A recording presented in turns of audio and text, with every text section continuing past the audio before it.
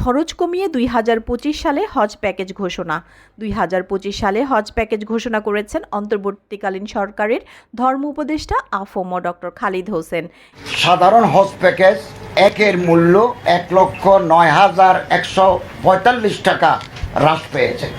গত বছরের তুলনায় হজ প্যাকেজ নম্বর 1-এ ১,০৯,১৪৫ টাকা আমরা কম করতে পেরেছি।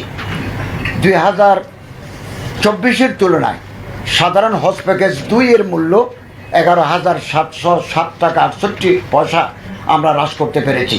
এবার বাংলাদেশ থেকে ১,২৭,১৯৮ জন হজ পালন করতে পারবেন। এক্ষেত্রে সরকারিভাবে এবার প্রথমবারের মতো 2টি প্যাকেজ নির্ধারণ করা হয়েছে। তিনি বলেন, সাধারণ হজ প্যাকেজ 1-এর মূল্য নির্ধারণ করা হয়েছে 4,87,242 টাকা।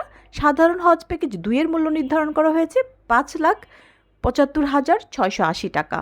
গতবারের তুলনায় 1,09,145 টাকা কমে সরকারিভাবে সাধারণ হজ প্যাকেজে 1-এর মূল্য 4,78,242 টাকা নির্ধারণ।